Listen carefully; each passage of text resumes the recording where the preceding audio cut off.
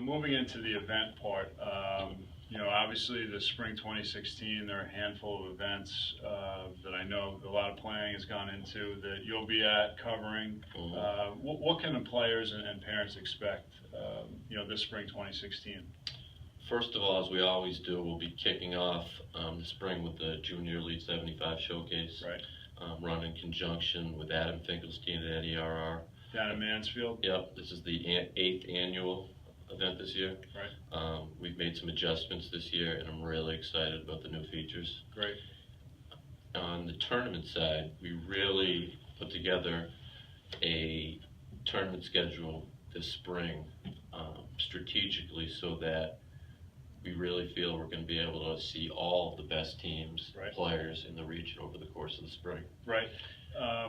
What are a couple of the tournament names? Obviously we could get into each one of the tournaments, but what are a couple of tournament names?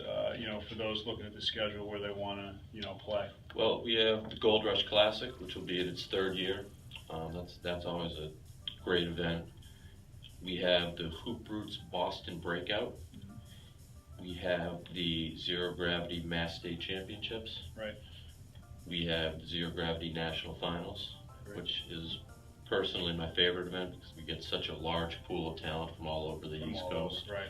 And then for the first time this year, we're going to be running an event in New York, which I'm ecstatic about. The New York Big Time Invitational.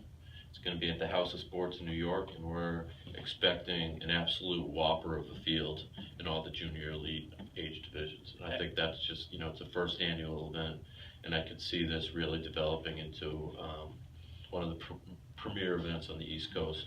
So you get a little bit, you get the showcase side of it, and then you also get the tournament side of it. Yeah, so we want to get, the team side of it, sure, the player side of it, and really kind of mold it together to get a look at the whole scene, if you will. Before we get into our 5 and 5, all the games that you've watched, the players that you covered, do you have any tips for kids out there that enter a showcase situation or enter a tournament where they're being covered?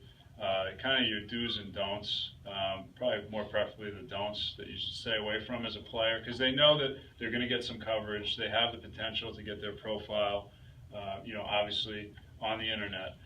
But sometimes when that happens, that the way they play gets a little misguided. What would you say that you've seen in your experience?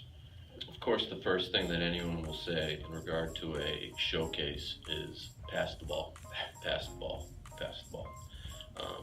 Coaches can see right through a player who's just going to the rack, shooting off the dribble, not looking at their teammates. And we always get a couple of those at showcases, but by sharing the basketball and showing that you have an understanding of the game as well as some physical ability, that's when basketball scouts and coaches start getting excited. Right.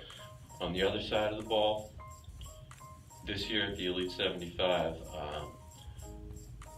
I'm gonna collapse if I see any more zone defense. Right. We're gonna tell the coaches from the beginning, no zone defense. And for the players, get up and guard your guy. I don't care if you get blown by. It looks much better than sagging 5 feet off like you're at the park. So, those are the two things. Pass the dang ball and get up and guard your guy. In terms of, and I think that second part speaks to the competition that we all want to see. You want to see somebody get in somebody. Yes. If you get beat, then we're going to look for the reaction on the next play down the floor. Correct. But you're not going to get that if you're just, standing around, as you said, exactly, waiting to play offense. And it also speaks to a kid that has the mindset that they want to get better, that they're going to aggressively compete. Right.